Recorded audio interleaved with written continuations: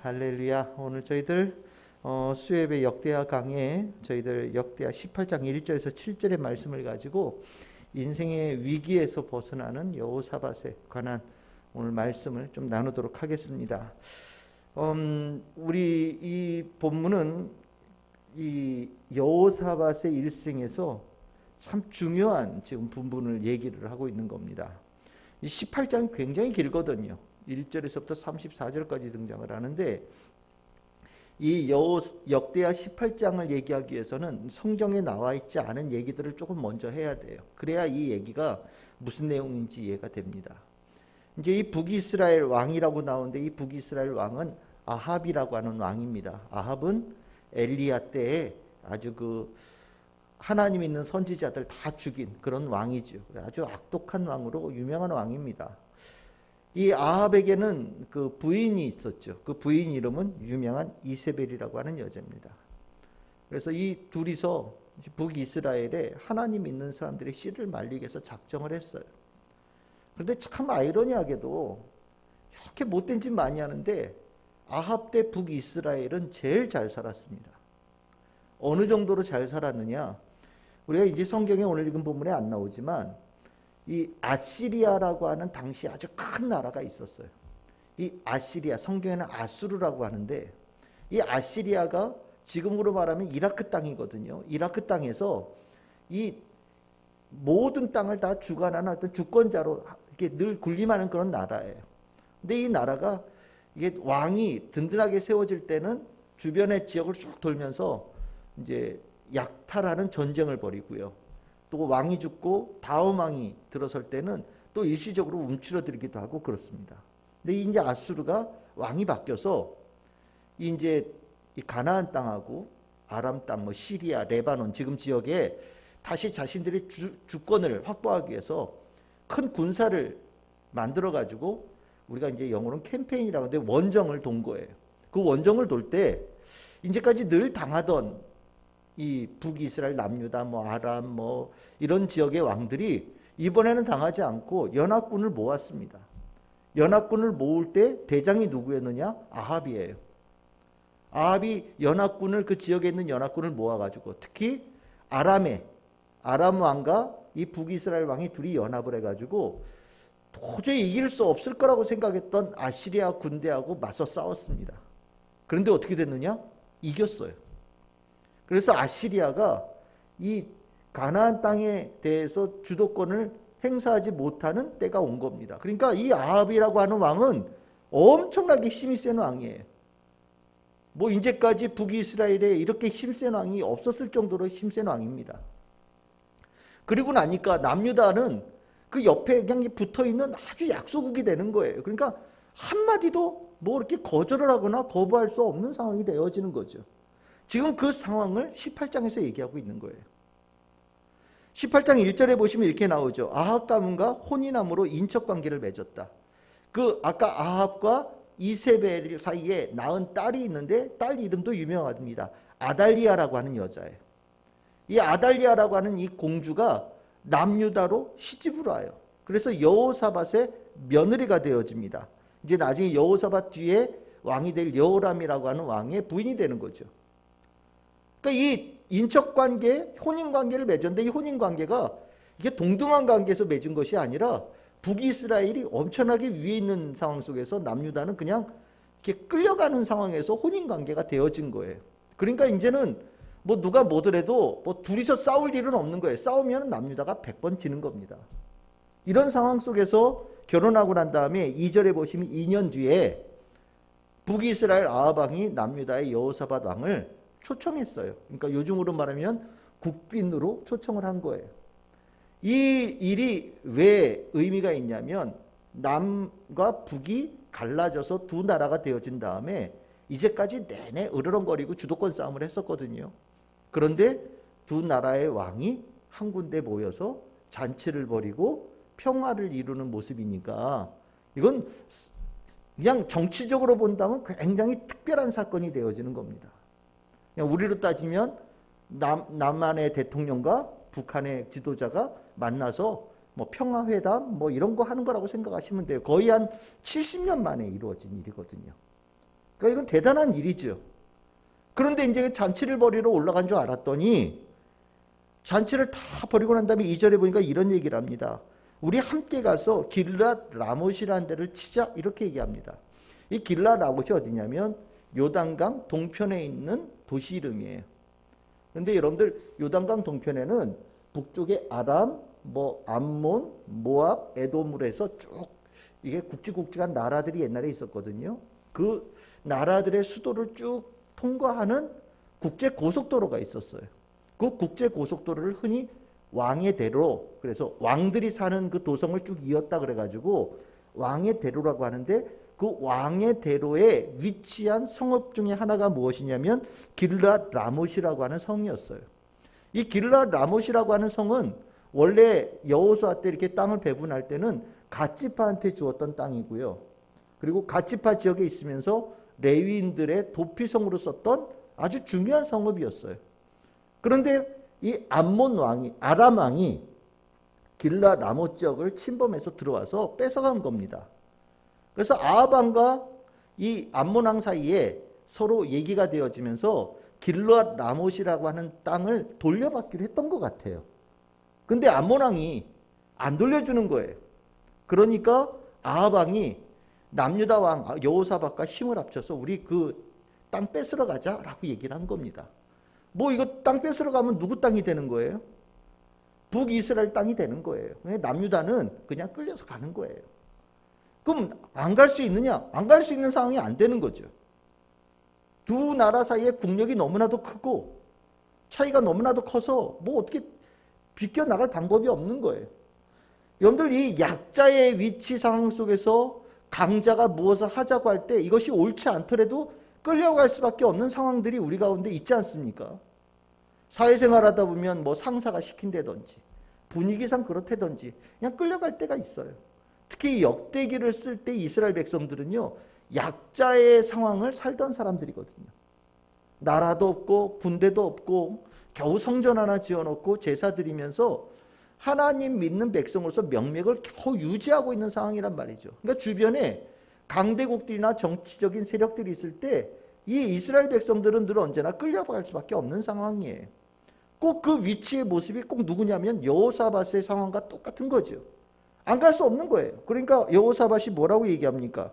3절에 보시면 나는 당신과 다름이 없고 난 당신과 한편이고 내 백성은 당신의 백성과 다름이 없고 그러니까 당연히 가겠습니다 라고 얘기합니다. 하지만 이 전쟁은 옳은 전쟁이 아니에요. 이제 나중에 읽어보시면 아시겠지만 아합은 이 전쟁을 치르다가 죽습니다. 정말 이 아합이라는 왕 그거 못된 짓 많이 하고 정말 하나님 있는 선지자들 그렇게 다 잡아 죽이려고 했던 그 갈멜산에서 그 난리쳤던 그 왕, 이거 어떻게 죽나 다들 궁금할 텐데 이 길랏 라못이라고 하는 도성을 치다 죽거든요. 그러니까 하나님께서 이 아합을 죽인 거예요. 그러면 그 전쟁 하나님께서 기뻐하시는 전쟁입니까? 아니면은 그 전쟁을 통해서 아합을 심판하려고 하시는 전쟁을 일으키신 겁니까? 심판하시려고 일으키신 전쟁이 되는 거죠. 근데 그 전쟁에 지금 여호사밧이 지금 끌려가게 생긴 거예요. 그러면 이 여호사밧, 이 상황 속에서 정신 바짝 차려야 되겠죠. 이 위기에 어떻게 해야 될 것인가? 약자인 상황 속에서 이런 어떤 하지 않으면 안 될 위기 상황 속에 처해 있을 때 아합이라고 하는 하나님을 전혀 믿지 않고 하나님에 대해서 정말 악한 짓을 저지르는 이 사람들이 주도하는 이 일에 끌려가서 같이 죽음을 당할 수 있는 상황 속에서 어떻게 벗어날 수 있을 것인가? 내가 세상에 권력을 쥐고 있고 내가 세상에 어떤 힘을 가지고 있다면 내 주도로 갈 수 있겠죠. 하지만 우리 대부분의 사람들은 어떻습니까? 힘 없어요. 끌려갈 수밖에 없는 상황이고 늘 언제나 주도권은 다른 사람에게 있으면서 옳지 않은 것인데도 끌려갈 수밖에 없는 상황이 있을 수 있거든요. 하지만 분명한 것은 옳지 않은 일을 하면서 우리는 그 일로 인하여서 하나님께서 그 일에 동참하게 되어질 때 우리에게 옳지 않다라고 평가하시고 우리가 그 어려움을 당할 때 같이 징계를 당할 수 있는 위기에 설 수도 있다는 것을 꼭 기억해야 됩니다. 그러면서 이 여호사밧이 이 위기 속에서 벗어날 수 있었던 몇 가지의 힌트를 이 이야기에서 전해주고 있어요.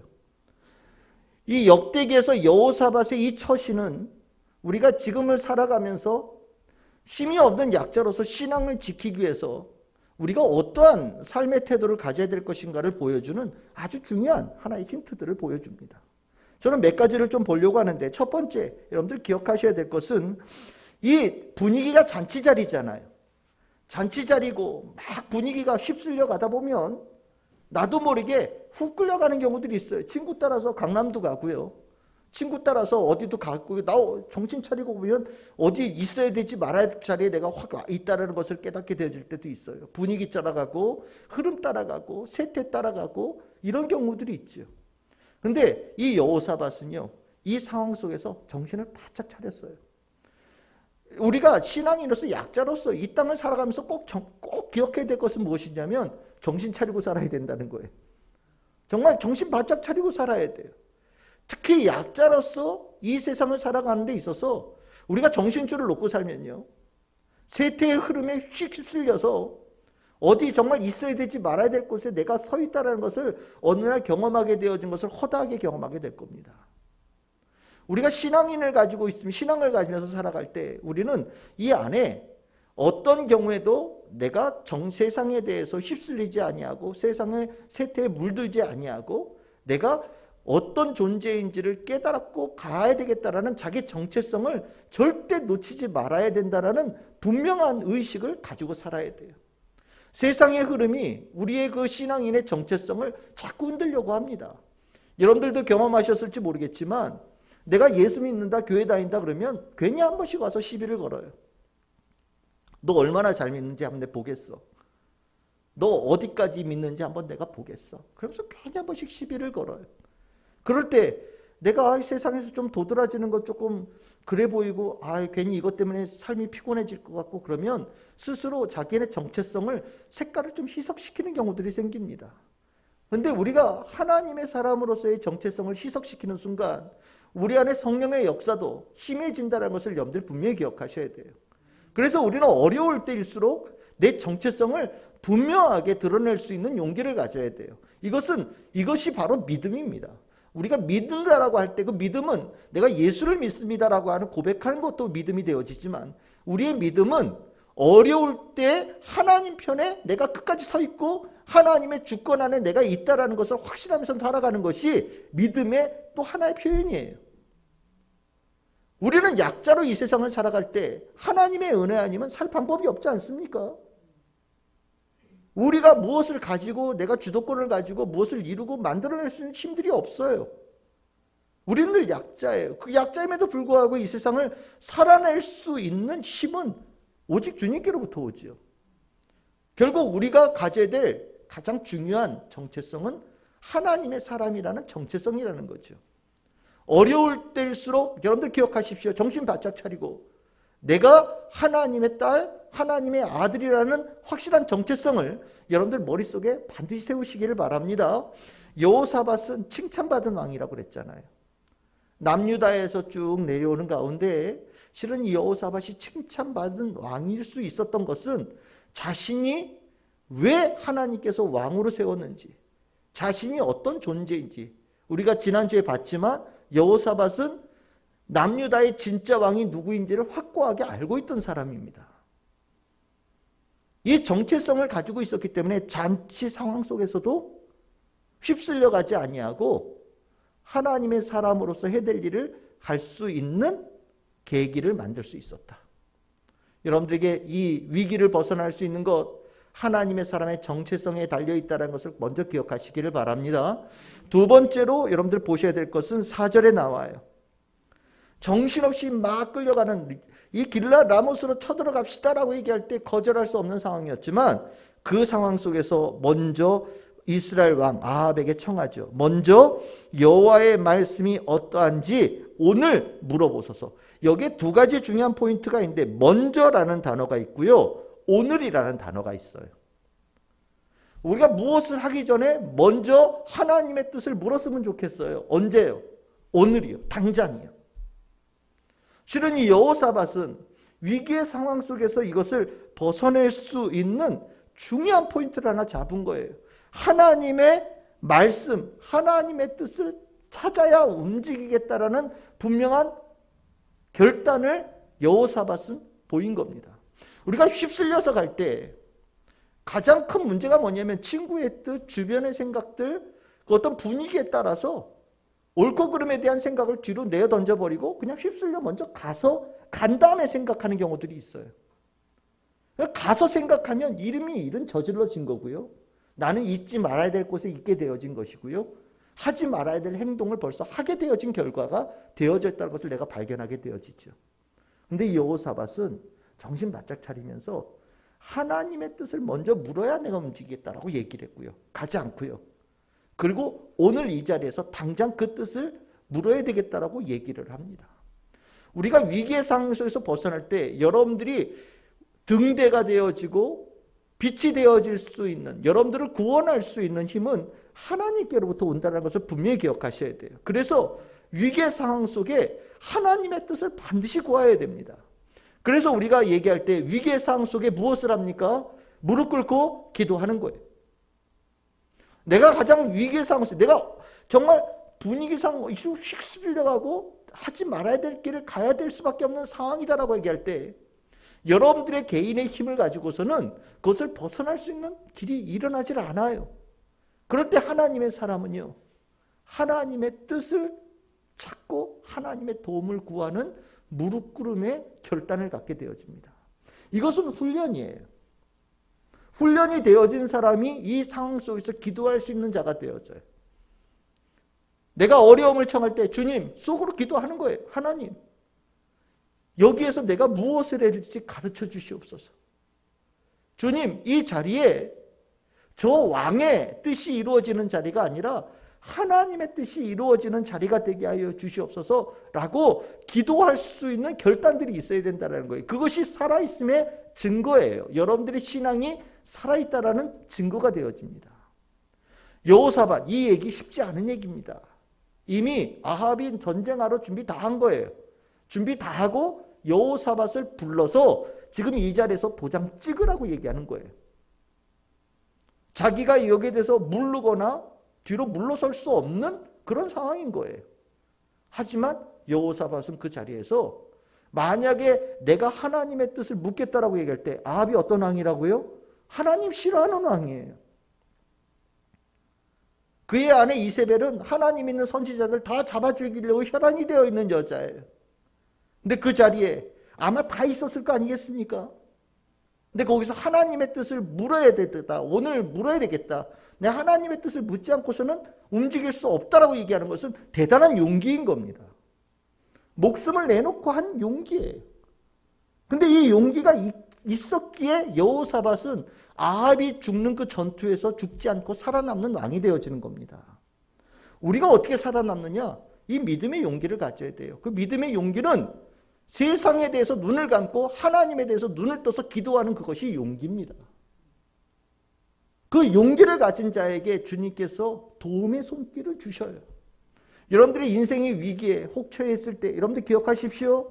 나는 위기의 상황 속에서 무엇을 한다고요? 기도하는 자가 된다. 이것은 여러분들의 머릿속에 항상 이것을 하겠다는 마인드맵이 머릿속에 그려져 있어야 되는 거예요. 나는 위기의 상황 속에 주님의 이름을 부르짖으며 기도하는 자가 된다. 그냥 버튼 누르면 바로 그것이 되어질 수 있는 훈련들이 되어져야 이 위기의 상황 속에서 그 일을 할 수 있는 자가 되어져요. 우리 성도님들이 이 세상을 살아가면서 위기의 상황 속에서 멋진 기도하는 자가 되어져서 승리할 수 있기를 소망합니다. 세 번째로 이 여호사밧이 위기를 벗어날 수 있었던 아주 중요한 것은 도울 하나님의 사람을 찾았어요. 여러분들 아까 말씀드렸잖아요. 아합 때 누가 있었다고요? 엘리야와 같은 예언자가 있던 시기예요. 하나님을 믿는 사람들을 다 죽였던 시기입니다. 하나님 믿는다고 얘기하는 예언자들, 하나님의 뜻을 전한다라고 얘기하는 예언자들은 이미 북이스라엘에서 완전히 씨가 다 마른 시기예요. 그런데 이 여호사밧이 하나님의 뜻을 내가 오늘 들어야 움직이겠다고 얘기를 하니까 이 아합 왕이요, 참 교활한 사람이에요. 하나님의 뜻을 전할 수 있는 예언자를 부른 것이 아니라 아마 그 땅이 가득한 아세라 바알 신을 섬기는 제사장들을 불렀던 것 같아요. 몇 명을 불렀다고 그래요? 400명을 불렀다고 얘기합니다. 엄청난 숫자죠. 신의 뜻을 전하는 사람을 400명을 부른 거예요. 그러니까 이건 거의 100% 하나님의 제사장 아닐 겁니다. 하나님의 예언자 아닐 거예요. 만약에 하나님의 예언자라고 얘기할 수 있다면 하나님도 섬기지만 다른 신도 섬기는 예언자들일 가능성이 훨씬 더 높습니다. 한두 명도 아니에요. 자그마치 400명을 불렀어요. 근데 이 사람들의 목소리가 다 똑같아요. 뭐라 그래요? 전쟁을 하러 갈까 말까 물었더니 뭐라고요? 올라가십시오. 신께서 이 전쟁을 허락하셨습니다. 당신에게 승리를 줄 겁니다. 라고 얘기합니다. 이거 여호사밧 위기죠. 하나님의 뜻을 알아야 움직일 수 있다고 얘기하는데 자그마치 400명이라고 하는 사람들이 떼거지로 나타나서 한 목소리로 얘기를 하니 여호사밧은요. 전쟁에 안 나갈 방법이 없는 거예요. 그런데 여기 상황 속에서 여호사밧은요. 아합 왕이 제일 싫어하는 그 사람의 이름을 댑니다. 미가야라고 하는 예언자죠. 아마 남유다에서도 유명했던 예언자였던 것 같아요. 북이스라엘에 다 변질되어지고 하나님과 멀어졌어도 살아있는 아주 뛰어난 예언자가 몇 사람인데 그 중에 한 사람이 엘리야와 같은 예언자고 또 한 사람이 미가의 예언자다라는 아마 분명한 뭔가 있었던 것 같습니다. 400명이 나타나는데 거기에 미가야가 보이지 않아요. 그러니까 이 여호사밧이 뭐라고 그럽니까? 진짜 하나님의 사람은 여기 없는 것 같습니다. 라고 얘기합니다. 그 사람을 불러왔으면 좋겠습니다. 라고 얘기하는 거예요. 무슨 소리입니까? 자기를 도와줄 수 있는 하나님의 사람을 찾았어요. 우리가 인생의 위기를 지나가면서 나 홀로 위기를 벗어날 수 있는 방법은 없어요. 우리는 그 인생의 위기 상황 속에서 돕는 일을 구합니다. 우리는 성경에서 신약에서는 우리는 이분을 누구라고 얘기를 합니까? 성령님이라고 표현하죠. 보혜사 성령님이에요. 우리를 보호하시고 은혜를 베푸시고 이끌어주시는 성령님을 구해요. 그러면 우리가 그 위기 상황 속에 있을 때 성령을 구할 때 성령께서 우리는 그것으로부터 벗어날 수 있는 길을 주셔요. 또한 성령님과 같은 하나님의 사람을 보내주셔서 우리를 그것으로부터 벗어날 수 있는 길을 주신다라는 겁니다. 여호사밧은 홀로 나는 신앙을 완전히 버텨낼 수 있는 능력이 부족하다는 걸 절실하게 알고 있었어요. 하지만 나에게 하나님께서 은혜를 베푸셔서 하나님의 사람을 보내주셔서 이 위기를 벗어날 수 있는 길을 주실 것이다라는 확신을 가지고 그 사람을 찾은 겁니다. 여러분들이 인생의 위기 상황 속에서 내가 벗어날 길이 없다라고 생각되어진다면 여러분들 정말로 분명하게 찾으십시오. 나를 도와주실 수 있는 성령님을 찾으시고 하나님의 사람을 찾으십시오. 여러분들이 그 성령님과 하나님의 사람을 찾을 때 하나님께서는 어김없이 여러분들의 부르짖음과 도와달라는 신음소리를 들으시고 성령님과 하나님의 사람을 보내주셔서 위기를 벗어날 수 있는 길을 여러분들이 허락하실 겁니다. 이것은요, 내가 누구에게 도움을 청한다라는 그 자체가 믿음이에요. 돈이 없을 때 무엇을 합니까? 제일 먼저 내가 알고 있는 은행장을 찾는다면 그건 믿음 없는 거죠. 우리에게 모든 것은 하나님의 손에 있다는 것을 알고 우리는 먼저 하나님께 무릎 꿇고 기도합니다. 그리고 내가 알고 있는 은행장에도 전화하고 돈이 많은 사람에게도 전화하고 나에게 도움을 줄 수 있는 사람에게도 전화할 때 하나님께서 그 사람을 감화감동시켜서 도울 수 있는 길들을 열어주시지요. 하지만 내가 하나님께 도움을 청하지 않고 내가 먼저 알고 있는 사람들에게 도움을 청하면요, 하나님께서는 그 사람을 통해서 하나님의 은혜를 부어주지 않으셔요. 그 일을 통해서 하나님께서 우리에게 가르치고자 하는 것이 무엇이냐면 우리를 진짜 도울 수 있는 분은 하나님 한 분이라는 것을 깨닫게 하기를 원하신다는 거죠. 여러분, 이거 대단한 믿음이에요. 나를 도울 수 있는 분은 하나님께서 보내주시는 분이다.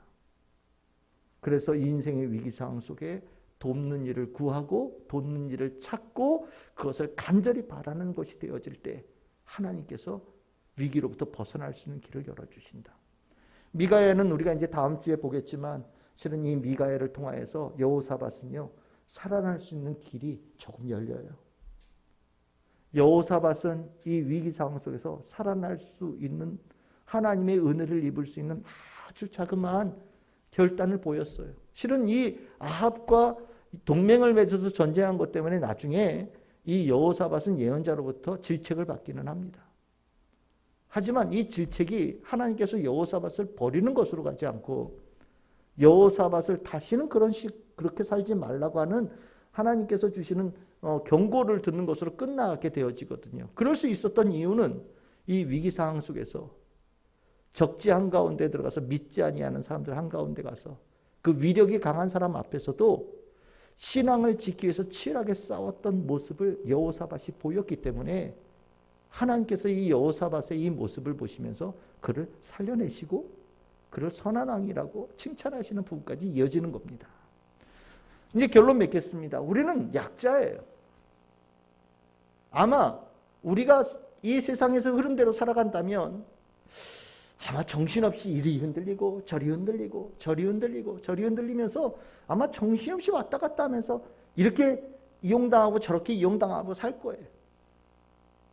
그렇게 살다 보면 우리는 정말 하나님의 사람이라고 하는 정체성 완전히 잊어버리게 되어지고요. 받았던 은혜도 다 쏟게 되어지고요. 결국 구원이라는 단어와 축복이라는 단어로부터도 저 멀리 떨어진 사람으로 살게 될 겁니다. 하지만 우리는 약자이지만 우리는 분명한 것은 하나님의 사람으로 이 땅에 살도록 하나님께서 우리를 선택해 주셨고요. 하나님께서 우리를 불러주셨고 우리를 지켜주셔요. 그러니까 우리가 비록 이 세상에서 약자로 살지만 정신줄 놓고 믿음 놓고 살아서는 절대 안 됩니다. 나는 분명히 하나님의 아들과 하나님의 딸이에요. 어떤 경우에도 아무리 힘센 자들 앞에서도 나는 하나님의 아들과 하나님의 딸이라는 정체성은요 변하지 않아요. 그리고 그 정체성은 나를 살리는 가장 중요한 정체성이 되어집니다. 그리고 위기 상황 속에서 하나님의 뜻을 구하는 등대처럼 비춰주시는 하나님의 도움의 그 말씀이 있는 그 뜻을 구하는 무릎 꿇음이 있기를 소망합니다. 이것이 용기예요. 그 용기를 하나님께서는 귀하게 기억하셔요. 그리고 기억하십시오. 나를 도울 수 있는 분은 오직 하나님이라는 것을 기억하시면서 하나님에게 도울 수 있는 존재를 보내달라고 구하십시오. 그러면 성령을 보내주시든 하나님의 사람을 보내주시든 주변의 환경을 통해서 도와주시든 하나님께 도움을 청하고 신뢰하는 자는 하나님께서 반드시 그 굳센 오른팔의 능력으로 그를 붙들어 주십니다. 그리고 그 모습을 하나님께서는 기뻐하시고 우리가 비록 약자이지만 이 땅을 살아낼 수 있고 완주할 수 있고 또 하나님의 영광을 드러낼 수 있는 하나님의 자녀로 끝까지 살아낼 수 있는 귀한 길이 되어지는 겁니다. 오늘 여러분들의 삶은 어떠십니까? 혹시 여러분들 가운데도 이 세상 흐름 속에 이리 치이고 저리 치이면서 정신없이 지나가는 분들 계십니까? 그리고 그것을 통해서 인생의 위기를 경험하고 마음에 문제를 갖게 되어지고 환경에 문제를 가지면서 정말 근심하는 분들 계십니까? 오늘 이 여호사밧의 이 약자로서 하나님 앞에 보여줬던 이 모습을 여러분들 기도하시면서 내가 이렇게 살겠습니다. 주여 나를 도와주시옵소서. 나를 이 위기로부터 벗어내 주시옵소서. 내가 승리하는 자가 되게 하여 주시옵소서. 저는 하나님의 사람으로 하나님의 영광을 드러내는 삶을 살기를 간절히 원하오니 주여 나와 함께하여 주시옵소서. 여러분들은 기도하시기를 바랍니다. 그 결단의 기도에 하나님께서 응답하여 주실 줄 믿습니다.